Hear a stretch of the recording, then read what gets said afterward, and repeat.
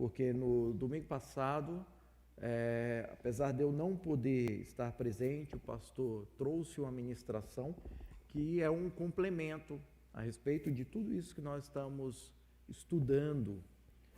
E é importante que nós tenhamos, né, um tempo para aprendermos a respeito desse assunto, porque é um assunto que diz respeito ao nosso viver, ao nosso cotidiano, às coisas que nos cercam. Então, falarmos a respeito de questões financeiras, de questões materiais, são importantes. Muito obrigado, minha irmã, que Deus te abençoe. São importantes porque são coisas que nós vivemos no dia a dia. Então, não é um estudo apenas teórico de aquilo que alguns entendem, aquilo que alguns acreditam, mas é um estudo prático, que está ligado ao viver diário. E o Evangelho é isto. A palavra de Deus é, antes de qualquer coisa, algo para aplicarmos às nossas vidas, aplicarmos no nosso dia a dia. E é isso que nós temos que compreender. Sairmos um pouco da teoria e passarmos para a prática. E isto se refere a todos os assuntos que nós estudamos, inclusive quando nós falamos a respeito de questões financeiras, porque está ligado ao nosso modo de vida. Nós vivemos em sociedade, e viver em sociedade requer isto, requer a troca de serviços e bens, porque é assim que nós vivemos. Nós vivemos uma sociedade que é uma sociedade complexa. Não é mais aquela sociedade simples, arcaica, em que cada um produzia seus próprios bens e serviços. Nós vivemos em uma sociedade que é dinâmica e complexa.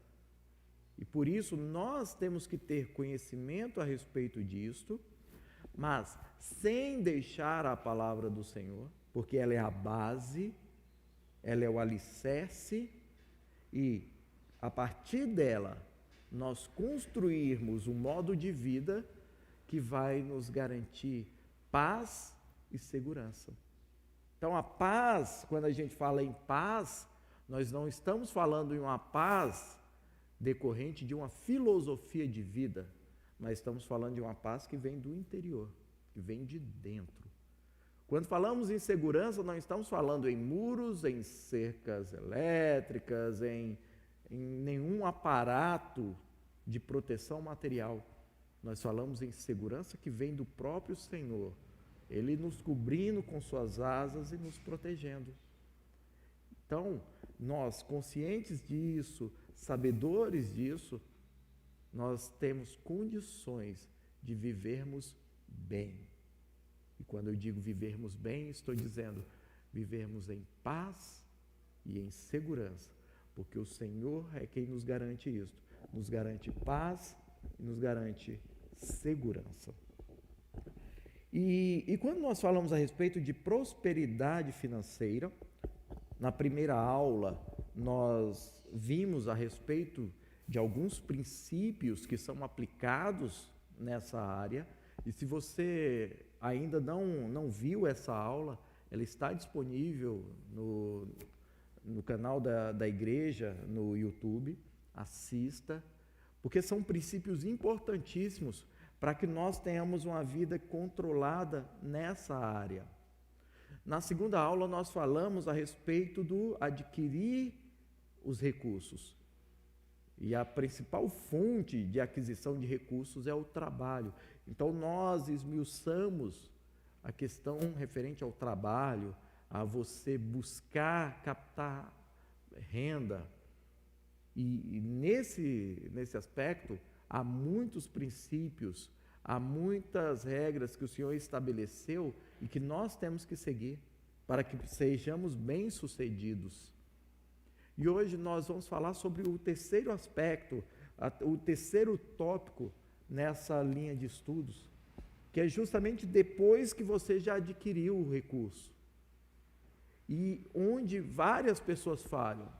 Há muitas pessoas que não têm dificuldade em adquirir os recursos, mas têm uma grande dificuldade na hora de empregá-los, na hora de fazer uso deles. Então, nós vamos falar a respeito do uso dos recursos que nós já alcançamos, do uso do dinheiro que nós já obtivemos. Isso é fundamental, fundamental, porque se não soubermos gerenciar aquilo que Deus já trouxe às nossas mãos, vai se perder. Então, muitas pessoas se preocupam muito em ganhar dinheiro, mas não prestam atenção na hora de aplicar, de usar o dinheiro. Então, a questão referente ao dinheiro, ela deve ser levada em consideração, tanto no adquirir, quanto no empregar. Então, o emprego do dinheiro e essa questão de ter o recurso e saber usar, né, e saber lidar com isso aí, ela é importantíssima. Por isso que há um dito popular, não é, que virou até trecho de canção popular, que é: dinheiro na mão é vendaval. E para muita gente Para muita gente Tem gente que não sabe ter dinheiro na mão. Tem gente que não sabe gerenciar. O que ganha rapidinho já era. E eu já conheci muitas pessoas ao longo da minha vida que eram excelentes profissionais, executam serviços fantásticos, ganham dinheiro, estão sempre com a agenda cheia, sempre. Para você conseguir que ele preste um serviço é uma dificuldade, porque é muito requisitado e com isso ganha muito. Mas você olha para a vida dele, quem não conhece profissionalmente olha, fala: mas essa pessoa não tem uma estabilidade financeira, porque não sabe fazer uso do dinheiro. Ganha muito, mas se esvai, ou seja, rapidinho evapora, justamente porque não sabe lidar com o dinheiro. Aí, a gente vai lá na palavra de Deus, lá no livro de Ageu, no capítulo 1, no versículo 6,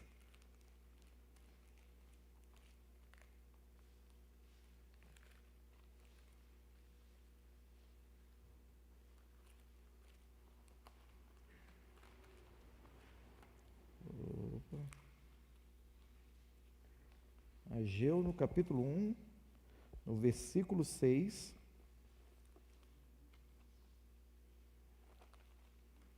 O meu Ageu aqui está escondido, o frio, ele se encolheu aqui.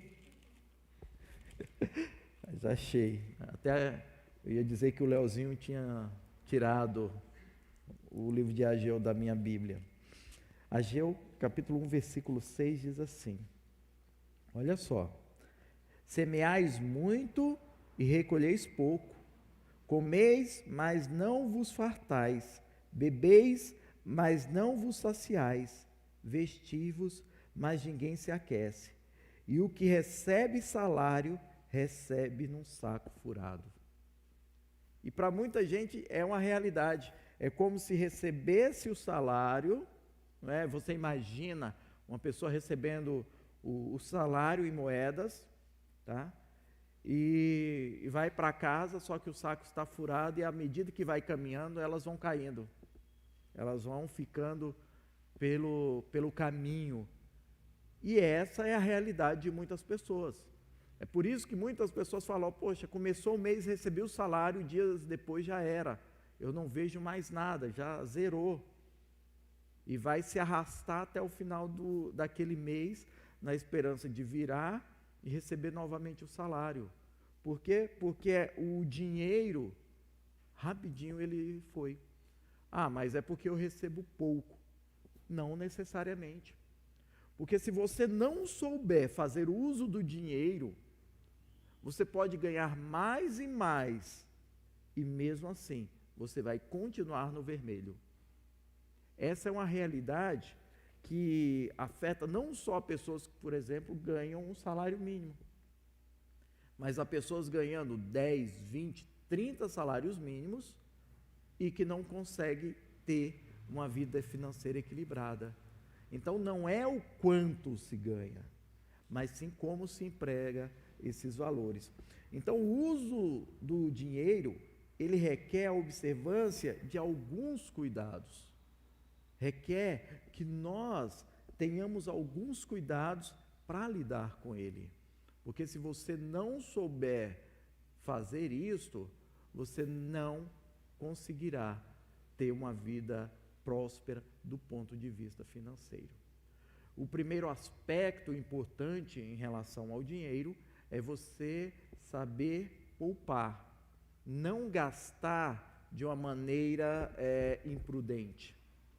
Então, receber o dinheiro, receber o salário do mês, analise e veja quais são realmente as contas que você precisa pagar, cumprir com os seus compromissos, honrar, né? Ali a sua palavra. Se você assumiu uma dívida, você tem que pagar. Então, primeira coisa, e muita gente falha nisso, porque fala, não, primeiro eu vou fazer algumas coisas, depois eu vejo se sobra para pagar os credores. E eles esperam receber, porque eles também necessitam receber para gerenciar suas vidas. Então, saber analisar isto, ver como eu vou empregar o dinheiro, não ser imprudente na hora de gastar, não gastar por impulso, não consumir por impulso. Então, ser racional, usar, né, do intelecto para saber gerenciar isso é fundamental. Mas tem alguns tópicos, 4 tópicos aqui que eu quero tratar especificamente a respeito do uso do dinheiro. E o primeiro deles é o planejamento. Tudo que se refere a dinheiro, primeiro passo é o planejamento. Nós temos que planejar, nós temos que estabelecer metas, propósitos. Então, o grande erro das pessoas é receber o dinheiro, colocar no bolso e sair por aí, onde passa, vê algo, tira uma cédula, paga, compra alguma coisa e assim vai. O agir dessa maneira, e quando eu digo coloca no bolso, é claro que isso é uma metáfora. Hoje você recebe seu pagamento em conta, em depósito em conta, você usa um cartão, mas a lógica é a mesma. Sai passando o cartão como se fosse algo infinito. Você pode passar sem se preocupar que nunca vai ter fim. Não, tem fim, há um limite. Há um limite. Então, o primeiro aspecto é esse, é o planejamento. Então, você vai receber os seus recursos. Então, antes do dinheiro chegar à mão, estabeleça as metas.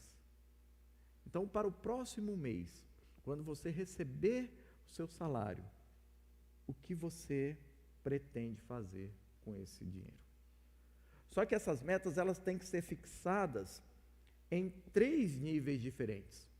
Primeiro, a curto prazo, que é isso que eu acabei de dizer, o mês atual. Com o salário desse próximo mês, o que pretendo eu fazer? Quais são as contas que eu tenho que pagar? O que eu preciso comprar com esse dinheiro? Então, é o planejamento a curto prazo, que é aquele que você faz mensalmente. E você vai administrando esse dinheiro ao longo do mês. Porque esse dinheiro, necessariamente, ele tem que chegar até o próximo pagamento. Se ele acabar antes, você vai estar em apuros.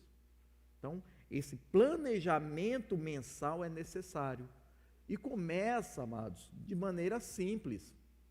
Vai ao supermercado, primeira coisa, em casa, abra o armário, veja nas prateleiras o que ainda tem do mês anterior e veja o que você precisa comprar.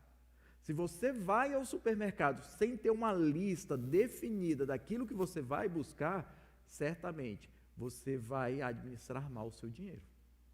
Então, não confie na sua memória. Não, eu sei o que tem na prateleira. Nunca faça isso. Leve uma lista. Veja com antecedência o que você vai buscar no supermercado. Feita essa lista, seja fiel a ela. Chegou lá, viu um outro produto que está em promoção. Poxa, o preço está muito abaixo. Se ele não estiver na lista, não leve. Porque se você não colocou ali naquele rol, naquela lista, é porque para esses próximos 30 dias não havia necessidade. Então não importa se está na promoção, não importa se o preço está mais baixo do que o normal. Se você antes de sair de casa viu que não havia necessidade de comprá-lo, não compre. Não compre. Porque, está na promoção, você trouxe para casa, mas não era necessário, porque ainda tinha lá no seu estoque, e vai ficar. Então, apesar de você pagar um preço menor por ele, esse preço que você pagou vai ficar estocado lá até o próximo mês, quando seria necessário comprar. Então, se você define antes, faz a lista do que você vai comprar, isso vale em todos os estabelecimentos. Vai ao açougue, faz uma listinha antes. Veja o que sobrou ainda no freezer, já programe, já analise se você vai precisar mesmo, o quanto de carne você vai comprar, e assim vai. Então, esse planejamento, ele ajuda você a ter as contas ali equilibradas. Então, não compre por impulso, não vai andando ali pelos corredores, olhando para as gôndolas, opa, gostei disso, porque é bonitinho. Porque os produtos, as embalagens, elas são sempre bonitinhas. São bem interessantes, coloridas, justamente para chamar a sua atenção. Aí você se encanta com ela, se apaixona e leva para casa e fica lá. Só que há outras coisas que também são coloridas, que são as cédulas, que elas se vão. Aquilo bonitinho, coloridinho, com figurinha da prateleira, requer aquela notinha coloridinha com a figura que está na sua carteira. Então, para você ter aquela, você deixa de ter esta. Então, faça essa análise. E em casa, veja também. Em casa, a Lu, quando ela vai fazer as compras, ela que vai ao mercado, ela já faz a lista e ela pergunta: o que você quer para esse mês? Tem alguma coisa que você quer que compre? Fala com os meninos, eles falam: eu quero um chocolate, quero isso e aquilo, e ela vai pôr na lista. Não colocou, não traz. E assim facilita. Então, esse é o planejamento a curto prazo. Facilita a sua vida, te ajuda muito. Se você não fazia, comece a fazer. Experimente para ver como é. Tá bom? Então, se vai fazer uma compra, já antes de sair de casa, já analise e veja o que você vai buscar. A médio prazo, você também precisa fazer planejamentos a médio prazo, para os próximos meses. Quais são os objetivos para os próximos meses? O que quer você e sua família alcançar nos próximos meses? De repente, o fogão já não está legal, a geladeira já está meia boca. Então, é aquilo que você percebe, às vezes, que será necessário trocar. Então, você faz um planejamento para os próximos meses, para os próximos 12 meses, por exemplo. Em casa, nós temos o hábito de, no início de todo ano, já traçarmos as metas para o ano seguinte. No final de dezembro, nós fizemos isso. Cada um colocou aquilo que queria alcançar nesse ano de 2020. E eu fiz uma tabelinha e está lá onde todos nós temos acesso, e à medida que vai alcançando, vai lá e marca. Que é uma maneira de você perceber quais foram os objetivos que você traçou para o ano, Claro, não precisa ser anual, você pode fazer a cada 6 meses, por exemplo, mas também ir percebendo quando você alcança.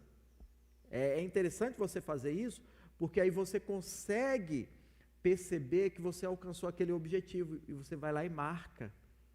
Então não fica só no desejar, no visar, mas sim no concretizar. À medida que se concretizou, você vai reconhecendo isso. Aí entra aquela questão do pedir a Deus, né, em fazer as petições diante de Deus, mas também da ação de graça, porque à medida que você vai atingindo suas metas, seus objetivos, você vai agradecendo a Deus, porque Ele te ajudou e te fez chegar até aquele ponto. Então, se você não tem esse costume, passe a ter. E isso tem que ser em família, tá? Isso tem que envolver toda a família. E temos o planejamento a longo prazo. É aquilo que se quer para os próximos anos, daqui a 5 anos. Coloque os objetivos a longo prazo. Eu não tenho casa própria, então nos próximos tantos anos eu quero adquirir a minha casa própria. Isso é um objetivo a longo prazo e tem que ser fixado. Os estudantes, daqui a 5 anos eu quero estar empregado, trabalhando em tal área, ou então estar na faculdade. Então, temos que traçar esses planos a longo prazo e buscar alcançá-los. Então, esses nortes, essas metas, esses objetivos que nós traçamos, nos ajudam a direcionar as nossas ações. Essa é a grande finalidade deles. É para que as nossas ações estejam direcionadas nesse sentido. Se você não faz isso, amados, você vai perceber que depois de um longo período, você não avançou nada. Você não avançou nada. Então, quando nós fazemos esse planejamento a curto, a médio e a longo prazo, nós vamos gerenciando o dinheiro para alcançar. Então, você fez o planejamento para o mês e você administrou bem. Você estabeleceu, por exemplo, quais finais de semana você iria comer fora ou iria pedir, né, um lanche, algo diferente, e quais você iria preparar em sua casa mesmo para administrar bem esse dinheiro. Porque qual é o objetivo quando você faz isso? Não é só que o dinheiro seja o suficiente para pagar as contas daquele mês, mas também que sobre um pouco para você empregar no planejamento, né, nos planos a médio prazo. Então, lembra que eu falei a respeito da geladeira, por exemplo? Então, você precisa que todo mês sobre um pouco para você ir juntando para comprar a geladeira. Ou se você vai comprá-la agora, né, parcelada, você precisa que todo mês sobre um pouco para você pagar aquela prestação. Então, é assim que você vai administrando. Se você faz isto, olha só, se você administra bem, gerencia bem essas metas a curto prazo, mensais, já abre a possibilidade de algo a médio prazo. Quero comprar isso, quero trocar aquilo, já vai facilitando. E automaticamente já abre a janela de possibilidade de metas a longo prazo. Então, você planeja trocar de carro, o trocar de carro, e eu vou usar esse exemplo, ele tem que acontecer, não é quando um amigo passa e fala, estou vendendo meu carro, quer comprar? Não tem que ser algo assim de súbito, a não ser que você já viesse se programando para isso, mas não pode ser na emoção. Poxa, o carro que eu queria. Calma, está dentro do planejamento, dá para fazê-lo? Dá. Beleza, então vamos. Não estava planejado, foi algo de sopetão? Então calma, deixe para depois, analise, porque você pode estar arrumando uma grande dor de cabeça. E nisso, o planejamento, todo esse planejamento, ele deve envolver a família. O planejamento, marido, não é só seu. Esposa, não é só seu, é da família. Toda a família deve estar envolvida nisso. Os meus filhos sabem quais são os projetos que a Lu e eu temos para os próximos anos. Por exemplo, em relação à nossa casa, aquilo que a gente planeja ainda fazer, um exemplo disso. De repente, alguma viagem, eles sabem, porque eles estão inseridos nesse contexto. E é uma maneira deles também aprenderem para, quando forem adultos, fazerem na administração doméstica deles. Mas eles, sabedores disso, eles contribuem de alguma maneira para que isso aconteça. Por exemplo, se os seus filhos, eles estão conscientes que você planeja no final do ano fazer uma viagem em família para um lugar que eles querem ir. Por que eu digo para um lugar que querem ir? Porque às vezes eles não querem. Não adianta você falar que você viaja, né? Não, todo ano eu saio de férias e vai sempre para a casa da sogra. Né? Não, eu viajo todo ano, vai sempre para a casa da sogra. Não conta, não conta. Então, se você está achando isso, comece a mudar um pouquinho a sua visão, tá bom? Comece a mudar um pouquinho a sua visão. Então, vai se planejando para ir para algum outro lugar, né? O Léo está ali. Mas não quer dizer que também não deva ir para a casa da sogra de viagem. De vez em quando também tem que ir, tem que manter os vínculos familiares, os laços, tá bom? Nem 8, nem 80. Eu falo porque chega uma certa idade que os filhos não querem mais viajar para a casa de parentes, né? Não quer, não, vamos para outro lugar. Aprende, né, que existem outros lugares mais interessantes, assim, em termos de estrutura e tudo mais, não quer. Mas você tem que manter esse vínculo. Mas não pode ser só para lugares assim.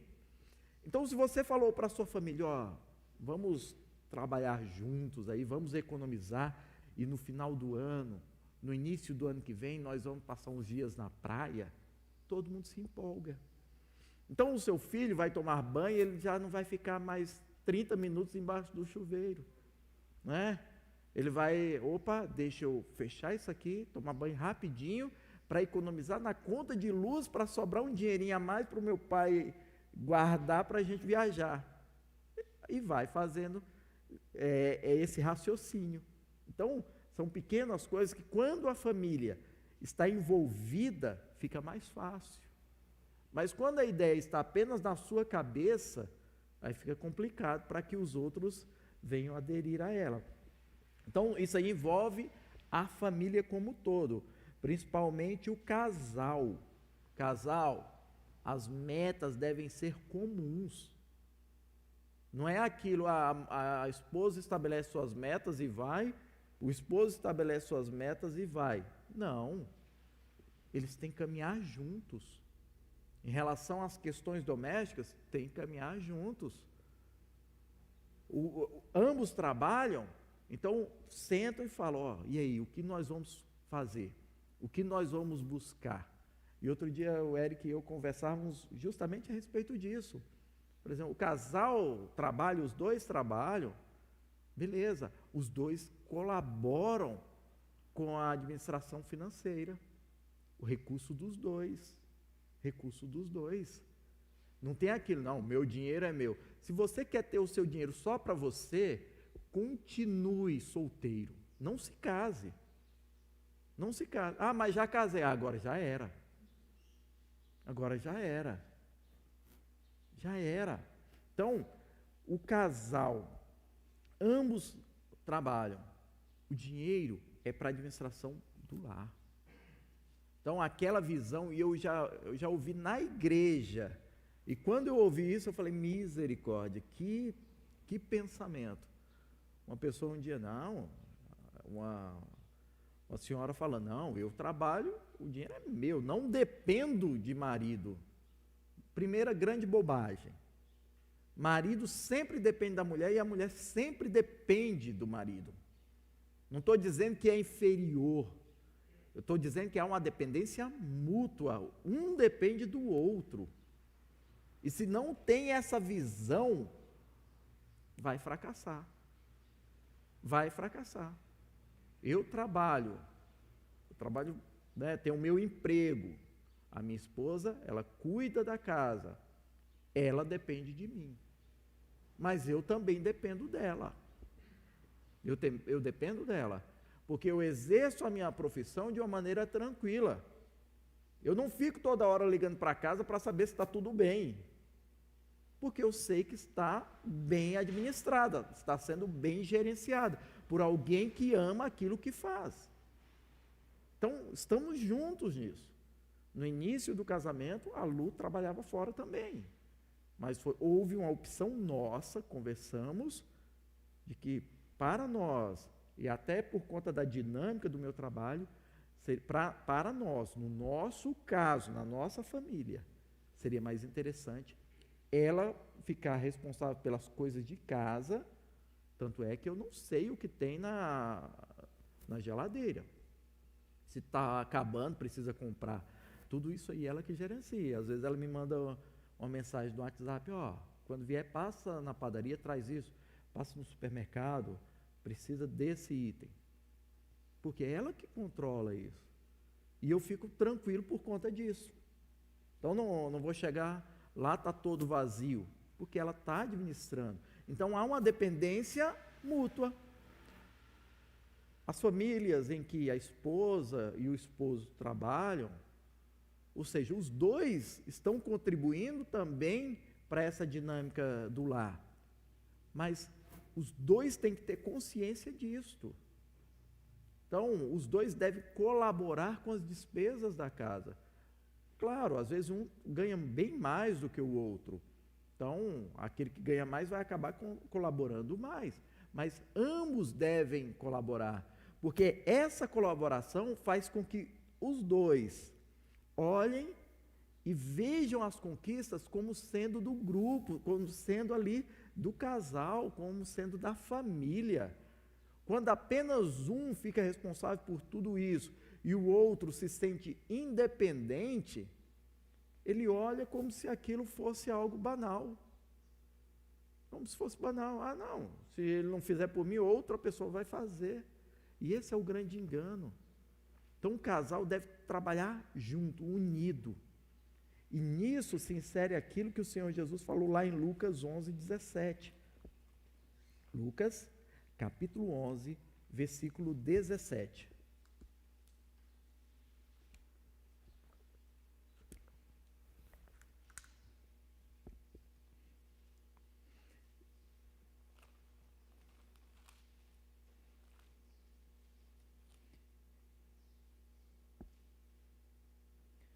E assim, mas conhecendo ele seus pensamentos, disse-lhes: todo reino dividido contra si mesmo será assolado, e a casa dividida contra si mesma cairá. Reino dividido não prospera. Casa dividida, ela cai. Ela cai. E quantos lares aí estão divididos? Porque o marido, ele tem uma visão e ele segue numa direção. A esposa tem outra visão e ela segue em outra direção. Enquanto um está poupando, o outro está gastando em demasia. Enquanto um está objetivando isso, o outro está objetivando aquilo. Não tem comunicação, não tem um caminhar juntos. E isso faz com que o fracasso aconteça. Então, quer que a sua família seja bem-sucedida, você quer viver prosperidade, primeira coisa, caminhem juntos. Juntos. Estabeleçam as metas e vão juntos. É legal quando a família estabelece as metas, porque vai acontecendo, pode ser a coisa mais simples, aquilo que para o outro, mas nem precisava estabelecer isso. Mas se vocês estabeleceram e alcançaram, isso dá uma satisfação. Quando é alcançado, todos ali, todos os envolvidos se alegram. Todos os envolvidos sentem a satisfação. E isso dá vontade de estabelecer outros planos, outras metas e buscar alcançar. Então, essa é a necessidade de nós termos um planejamento e termos comunhão nesse planejamento. Então, esposo, esposa, sentem-se, conversem. Veja quais são as necessidades da família e trabalhem juntos por isso. um ajudando ao outro. Como diz a palavra, um ao outro ajudou, e ao seu companheiro disse, esforça-te. É um incentivando o outro, falando, vamos lá, vai dar certo, você vai conseguir, eu também, e juntos nós vamos caminhando. Quando tem essa visão, quando há esse comprometimento, prospera. Mas enquanto um está se desgastando aqui e o outro está ali fazendo desdém, não vai dar certo. Não vai dar certo. E às vezes você vê pessoas que são tolas no momento de agir. Por exemplo, um que faz uma dívida só porque está chateado com o outro. De repente o marido discutiu com a esposa, aí ele fala, quer ver? Aí ele vai e troca de carro, comprou outro carro. Vai falar para ela, eu que trabalho, eu gasto dinheiro do jeito que eu quiser. Grande bobagem, besteira, não é? De repente o cara está lá, discutiu com a esposa, o sonho dele sempre foi ter um Landau, ele vai e compra um Landau. Se você não sabe o que é o Landau, depois pesquise e aprenda. Quando se fala em carrão, né, o pessoal, um carrão, eu falo, para mim carrão é Landau, porque eu acho que maior que aquele não existe. Tá bom, mas só que ele ainda não comprou o posto de combustível que ele precisa para manter o carro, não é? E assim vai, ou seja, aí a mulher fala, já que é assim, tudo bem, espera. Você acha que comprando um carro você está me tratando de qualquer jeito? Pode deixar quando eu for ao shopping. Você vai ver quantos sapatos eu vou comprar. Né? Tem uns que eu nunca vou usar, mas vou comprar só para... E assim vai. Essas picuinhas. Não, porque eu trabalho, eu faço o que eu quiser com o dinheiro. Continue assim. E daqui a 30 anos, você vai estar pior do que está hoje, em termos financeiros, em termos materiais, porque não prospera. Então, quando ambos caminham juntos, fica muito mais fácil. O segundo tópico é que vem, né, com o planejamento, caminha aliado com o planejamento, que é o calcular. Amados, se vai entrar no negócio, faça os cálculos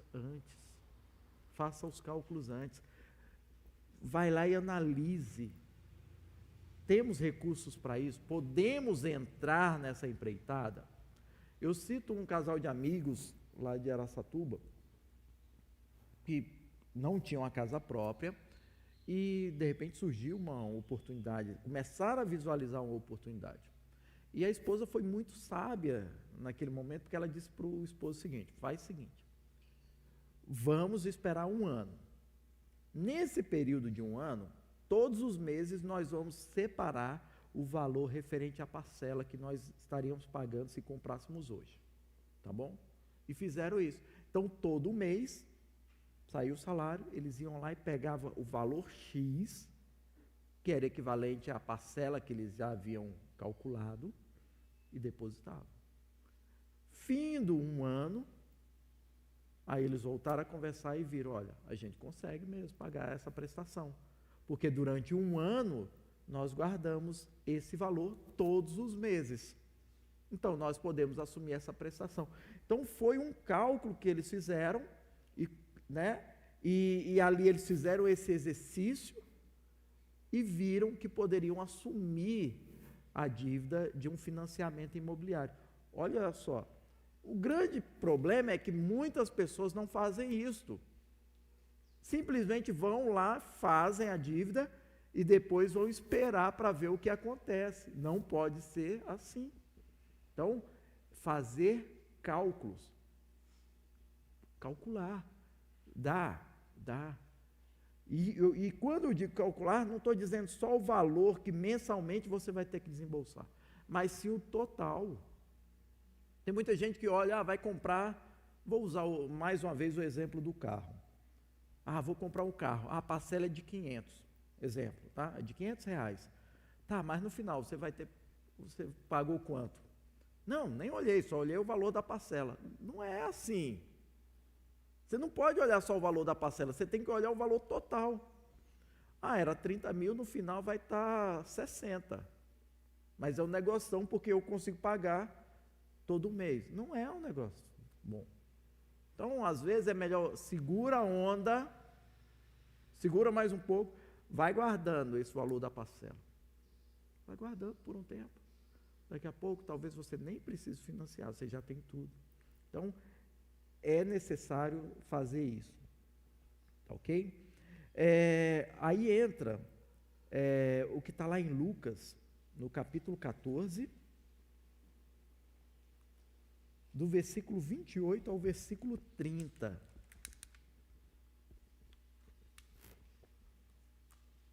Lucas 14, versículo 28 ao versículo 30. E diz assim: Pois qual de vós, querendo edificar uma torre, não se assenta primeiro a fazer as contas dos gastos, para ver se tem com o que acabar? Para que não aconteça que depois de haver posto os alicerces, e não a podendo acabar, todos os que a virem comecem a escarnecer dele, dizendo: Este homem começou a edificar e não pôde acabar.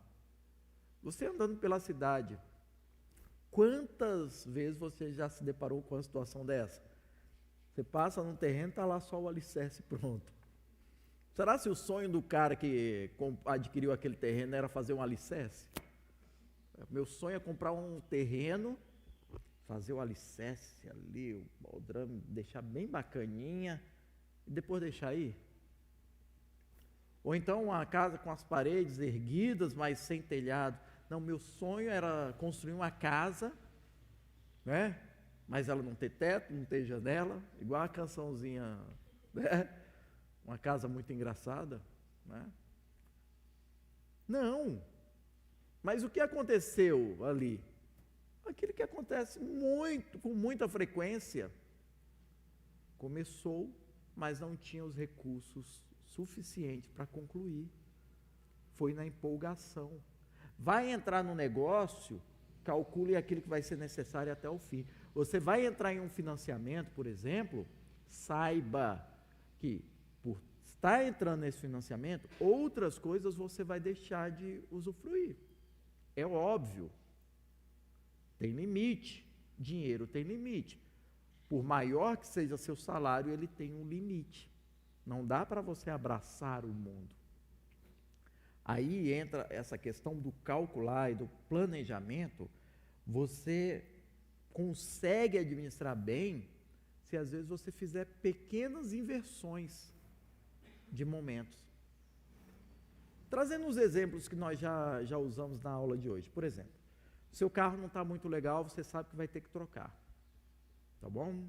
Ou então, de repente está bom, mas você quer um mais novo, mais confortável. Normal isso, amados. É natural isto. E é por isso que você, que dirige há 20 anos, por exemplo, o seu carro que você tem hoje não é o mesmo que você tinha há 20 anos atrás. Por quê? Porque vai desgastando, com o tempo você vai ter que trocar. Isso é normal, tá ok? Só que há outras coisas que também vão sofrendo o desgaste do tempo. Coisas em casa, por exemplo, a televisão. Chega um momento em que não dá mais. Ou então você quer algo mais, né, confortável, visualmente melhor. Normal. E é justamente por isso que, alguns anos atrás, você chamava um amigo para te ajudar a pegar a TV e levar para outro ponto. Porque ela pesava uma barbaridade, não é? Ou então a esposa falava: amor, vem pegar a TV. Aí você, misericórdia. Não, deixa ela aí mesmo, está boa aí. Mas não era o peso, era uma caixa gigante que pesava muito. Hoje não, é uma coisinha fina, todo mundo carrega, uma criança carrega. E você foi se adaptando a essa evolução, não é? O fogão, de repente, seu fogão antigo, um Esmaltec azul, não é? Não era? Hoje já não é mais. Tinha até aquelas asinhas laterais, né? Asinhas laterais. O ferro de passar, você que teve o seu Black & Deck preto por cima, né? Se encostasse na lateral dele já ficava marca. você foi evoluindo, foi mudando essa. Por quê? Vão surgindo, a tecnologia vai nos proporcionando outros itens e às vezes você vê a necessidade de trocar. Então, digamos que você perceba a necessidade e tenha o desejo de trocar seu carro, ok? E que o financiamento ali, as parcelas que você iria pagar, ficaria na ordem aí de R$500 por mês, e você viu que se encaixa no seu orçamento, dá para fazer, a família já conversou, 500 conto, a gente consegue pagar.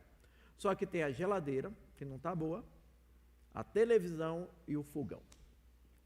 Se você hoje comprar o carro, num financiamento aí, vamos colocar um curto para os dias atuais, de 48 parcelas, 4 anos pagando, R$500, você vai ter que segurar a onda com a geladeira, fogão e a TV por 4 anos. E aí, eles vão aguentar até lá? Então, se você falar, não, então não vamos comprar o carro agora. Vamos primeiro comprar a geladeira, que é a primeira necessidade. E você, por exemplo, compra uma geladeira, vamos colocar de R$2.000. E você paga em 4 parcelas, porque os 500 você sabe que todo mês você pode pagar. Daqui a 4 meses você já tem uma geladeira nova quitada. Aí você pode comprar a TV. Terminou? Você compra o fogão. Final de um ano, você já trocou os 3 itens que precisava. Aí você compra o carro. Viu que só essa inversão, daqui a um ano você já tem todos os itens que você planejava. Você já adquiriu, claro que o carro você ainda vai ficar pagando, mas beleza. Só que se você comprasse primeiro o carro, você ia ter que esperar 4 anos para ter os outros itens. Então, esse planejar, esse organizar, ele possibilita que você usufrua de melhores coisas no tempo já, num espaço menor de tempo. Então, é uma questão de parar, não agir pela emoção. Ah, mas apareceu ali o carro dos meus sonhos. Calma, outros virão. Não seja precipitado. Não seja precipitado. Por exemplo, se você não pode agora entrar em dívida, não vá a feirão de veículos. Porque você, ou das duas uma, ou vai sair com a baita de uma dívida e depois vai se arrepender, ou você vai ficar frustrado, porque vai voltar para casa, poxa, eu poderia. Então não vá. Então, faça os cálculos, analise. E terceiro ponto, persevere. Fixou as metas, estabeleceu os objetivos, vamos trabalhar para isso. Aí eu pensei que em 2 anos eu iria alcançar, não alcançou? Continue, fala, reveja os planos, porque em algum dia você vai alcançar. Estejam envolvidos nisso. É por isso que lá em Jó, no capítulo 22, 28, nos dá uma injeção de ânimo nesse sentido. Jó, capítulo 22, versículo 28.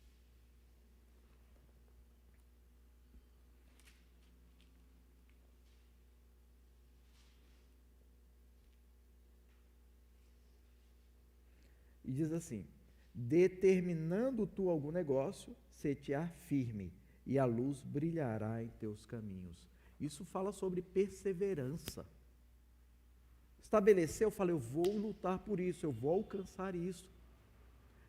Os demais componentes da família estão envolvidos? Estão, vamos juntos, vamos chegar lá.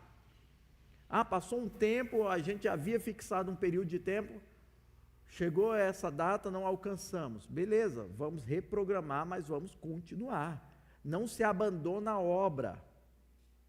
Não podemos fazer igual muitas vezes você vê o governo fazendo. Agir como o governo às vezes age. Começam a obra, depois fica lá. Quantas obras foram assim? Ou então aquelas que levam uma eternidade para serem concluídas. Por exemplo, tem obras que foram programadas para as Olimpíadas que ainda não foram concluídas, gente. Mas nós, na nossa administração doméstica, né, da nossa vida profissional, por exemplo, não podemos agir assim. Estabelecer uma meta, vamos lutar, vamos juntos. E para você que tem seus filhos, ensine-os também nisso. Entrou no negócio, vai até o fim. Entrou, vai até o fim. Eu aproveito que o Léo está aqui, vou usar um exemplo dele, ainda criança. O Léo tinha uns 9 anos de idade, uns 9 anos. E assim, você é filho do professor, você é o exemplo. Eu vou usar meu pastor de exemplo em furada, depois eu tenho que ir para o gabinete me explicar? Não. Né? O Léo jogava futebol e o time do Léo, infelizmente, não estava bom, não. Estava legal, não. Está igual o Flamengo atual. E o Celso, depois ele vai vir me perguntar sobre isso. Isso me enche de alegria, eu poder falar isso. O time do Léo não estava no padrão que o Vasco está hoje, né? Estava ruim. Então, eles já tinham sido eliminados, não tinham chance nenhuma e tinha o último jogo. Aí o Léo falou, pai, nem vou. Já era, fomos eliminados, somos lanternas. Não vai mudar nada. Se a gente for lá, vai ser só para o outro time aumentar a artilharia, essas coisas. Falei, não vai. Pai, mas não vale nada. Vale. Para o torneio vale. Para os outros garotos que vão lá, do outro tipo, vale. Para vocês valem. Porque aquilo que você começa, você vai até o fim. Você vai até o fim. Porque se eu dissesse para ele, é mesmo, filho, não tem mais jeito isso aí, eu estaria dando uma péssima lição para o meu filho. Dizendo, você começou uma coisa, ficou difícil, vaza. E assim há várias pessoas que começam vários projetos e não terminam nenhum. Quantas pessoas começam cursos e mais cursos e não concluem nenhum? E assim vai. Aí adquire uma postura derrotista e que transfere depois para outras coisas. Aí daqui a pouco, adultos, casam-se, primeira crise, separa. Porque aprendeu que quando quiser pode abandonar o barco. Não é até o fim, nós vamos juntos. Começou no emprego, primeira chamada de atenção que o chefe dá, pede demissão. E não é assim. Não é assim. Então vamos até o fim. Projetos estabelecer, merecem ser feitos, vamos até o fim, vamos lutar e vamos até o fim. E outro ponto importantíssimo é a gente fazer a distinção, amados, entre necessidade e vontade. E para isso a gente usa o texto lá de Isaías 55, 2. Isaías 55, versículo 2. Esse texto, ele fala a respeito da salvação, na verdade. Mas nós temos um segundo aspecto que podemos extrair dele, que interessa para o nosso estudo de hoje. Olha só, Isaías, capítulo 55, versículo 2. Por que gastais o dinheiro naquilo que não é pão, e o produto do vosso trabalho naquilo que não pode satisfazer? Ouvi-me atentamente e comei o que é bom, e a vossa alma se deleite com a gordura. Esse texto, ele está num contexto ali que fala a respeito da salvação. Então, você tem que saber primeiramente isso. Mas a gente pode pensar, extrair daí um segundo aspecto que serve para o nosso estudo. Porque está falando, está gastando dinheiro com aquilo que não é pão, ou seja, você está gastando dinheiro com aquilo que não é prioridade. Que não é prioridade. Aí nós temos que estabelecer as prioridades. Por exemplo, as prioridades para nós tem que ser alimentação, vestuário, moradia, não é? Saúde, educação. Essas são as prioridades, devem ser as prioridades. Porque não adianta você ter outras coisas que vêm depois, por exemplo, lazer, diversão, coisas assim, se você não tem as primeiras. Que adianta você estar numa festa, todo mundo se divertindo, rindo, e sua barriga está roncando, você está com fome. Não tem alegria, não tem diversão. Então, nós temos que ver quais são as prioridades. Quais são as prioridades? Então, primeiro eu cuido das prioridades. Dinheiro do mês, eu vejo pelo menos a questão da alimentação da minha família. Da moradia, das roupas. Está mais frio, precisamos de roupas que no verão não vamos usar, mas é necessário.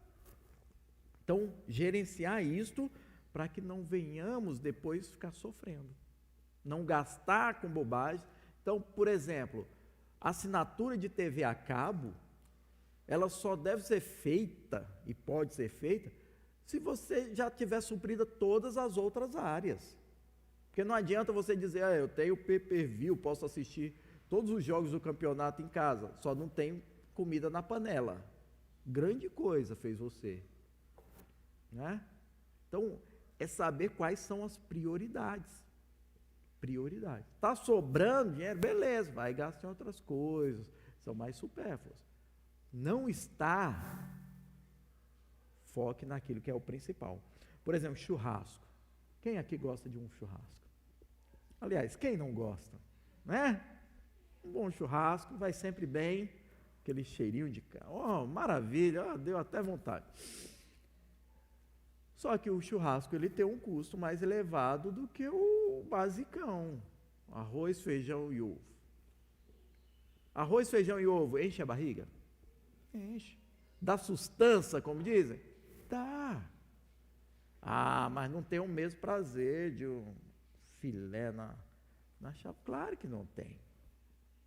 Mas aí, amados, o que adianta você ir fazer aquele baita de um churrasco? Faz num dia um baita de um churrasco, come, né, se delicia, e o restante da semana você fica preocupado se vai ter ou não comida para os filhos. Entendeu? É primeiro analisar a prioridade. Dá para fazer? Dá. Então, beleza, vamos fazer. Não dá, não dá. Não dá. Então, deixa. Deixa.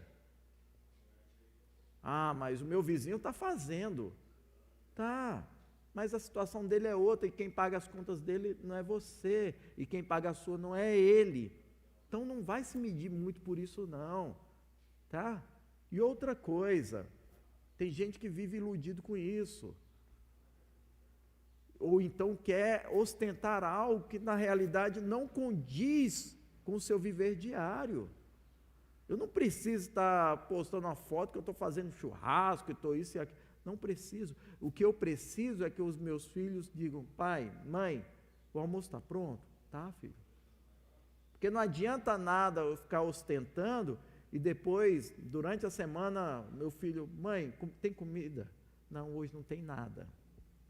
Então, é questão de ver as prioridades. Eu trouxe esse exemplo aqui do churrasco, mas pode ser outra coisa.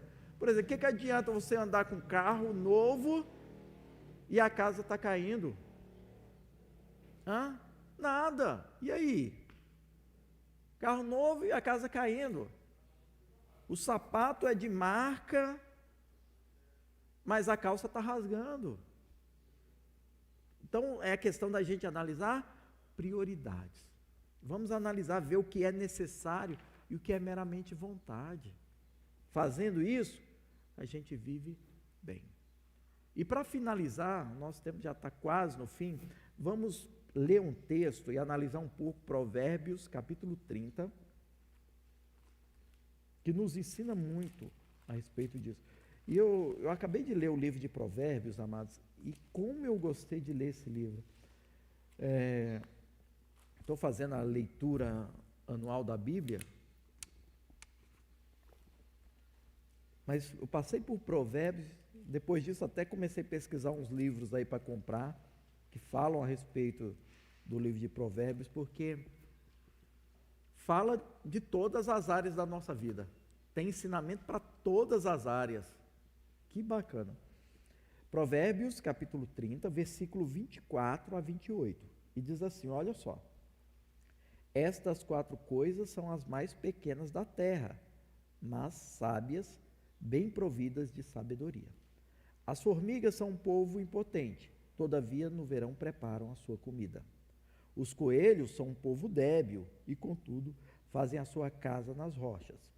Os gafanhotos não têm rei, E, contudo, todos saem em bandos e repartem. E a aranha que se apanha com as mãos está no paço dos reis. Vem falando de 4 serizinhos que ele fala, são insignificantes, muito pequenos, mas são dotados de sabedoria. Ou seja, o proceder deles servem para nós. Primeiro é a formiga. Né? A formiga, ele está dizendo que é um serzinho minúsculo, pequeno, pouca força, não é? Pouca força, simples, mas que nos serve de exemplo. Porque as formigas, durante o verão, elas trabalham e vão ajuntando. Para quando chegar o inverno, elas poderem ficar abrigadas e terem o que comer. Então isso fala o quê? De um planejamento, de uma provisão, de ver aquilo que vai precisar lá na frente, guardar para usar depois. Aí entra essa questão que nós íamos falando, de você fazer o seu planejamento, de fazer as metas, estabelecer as metas, de ser previdente, de estar agora poupando para no futuro você usar, de pagar uma previdência, para que no futuro você possa se aposentar. Então, das formigas a gente extrai isso. Não é viver só o hoje, tá? Pensando só no agora, mas pensando no depois. Então, essa ação da formiga, que vai lá, corta, estoca, e depois tem o alimento durante o inverno, serve para nós de exemplo. Então, ou seja, não diz que a formiga vai lá no verão, corta, come tudo e depois fica lamentando da vida. Não.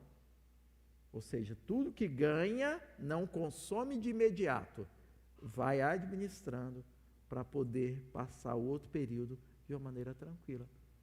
Gente, isso aí é formiga ensinando para o ser humano. Então, recebeu o dinheiro? Calma, cautela, não pense só no agora. No momento você pode se achar rico, né, porque recebeu. E quantas pessoas eu já vi nessa situação? Por exemplo, ganharam indenização na justiça, indenização trabalhista, por exemplo, ou então receberam uma herança. Pô, maravilha! Começou a viver com, vou usar a expressão muito popular hoje, em outro patamar. E gasta não sei o que, e vai, meses depois, está pior do que estava antes. Por quê, amados? Quando você ganha um dinheiro extra, assim, por exemplo, vem uma herança, um exemplo, vamos usar um. Essa herança não vai fazer com que você passe a ter uma renda superior ao que você tinha. Não, esse valor é um valor fixo, exclusivo daquele mês, daquele período ali. Então você tem que saber fazer o uso dele sem mudar muito a sua rotina, porque depois que esse dinheiro acabar, você continua com aquela mesma fonte de renda que você tinha antes. Veja como é importante você ter cuidado com isso. Então, ganhou um dinheiro? Primeira coisa, como eu posso fazer com que esse dinheiro gere mais dinheiro? Vou investir na minha profissão, porque aí eu consigo depois ter uma renda maior. Aí algo inteligente. Não, vou me capacitar os meus filhos. Opa, é algo inteligente. Então, eu pago o aluguel, e essa grana eu consigo comprar uma casa, pronto, já deixei de pagar o aluguel. O que eu pagava de aluguel, agora todo mês vai sobrar. Então, aí sim. Mas se você começa, não, agora eu vou começar a comer em restaurantes bons, isso e aquilo, daqui a pouco esse dinheiro foi, acabou. Aí você vai viver o desgosto de ter experimentado, né, por um período curto de tempo, coisas que para você eram maravilhosas, você achava que estava podendo tudo, pagando tudo para os amigos, não, pode deixar que eu pago, e aí foi, o tempo passou, agora você volta à dura realidade de antes. Então, é usar de sabedoria. Se você não quer me ouvir, se você não está nem aí para o que eu estou falando, vá observar as formigas, elas vão te ensinar. O coelho Que aqui o autor fala, olha, o coelho é frágil, é simples, mas ele faz a sua casa na rocha. Quer dizer que ele busca segurança. Então, é você investir naquilo que traz uma segurança, uma proteção, em coisas sólidas, não coisas que vão se esvair rapidamente. Então, entre todos os investimentos, priorize aqueles que são duradouros, né? Por exemplo, a casa própria e outras coisas que são que trazem maior segurança, e não em coisas que daqui a pouco já se foram e você fica sem os recursos e sem os bens. Os gafanhotos falam a respeito de cooperação, que eles não têm uma hierarquia, não têm um comandante, mas eles voam distâncias enormes, gente, sem olhar as dificuldades, apenas com o objetivo de chegar a certo ponto. Nós vimos a respeito da nuvem de gafanhotos que estava na Argentina e vindo para o Brasil. Ou seja, gafanhoto estabeleceu ali um prumo, vem. Ali foi uma frente fria que tirou-os, fez com que eles mudassem a rota. Senão eles teriam passado a fronteira, não estão nem aí para a alfândega, para controle migratório, não estão nem aí para nada. Estabeleceram o rumo, eles falam, é aqui que nós vamos, e eles vêm. E eles se repartem em bando, porque aí disso nós tiramos aquilo que já falamos hoje, a respeito do trabalho em equipe. A família é uma equipe que trabalha no mesmo propósito.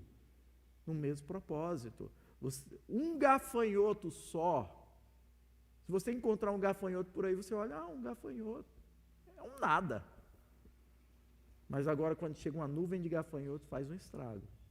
Ou seja, um só é insignificante. Mas quando eles se propõem, né, quando eles trabalham em equipe, olha o resultado que eles advêm do trabalho, as consequências. Isso mostra o quê? Quando a gente está no mesmo rumo, na mesma direção, as conquistas são maiores. E por fim, a aranha, em algumas versões está como lagartixa.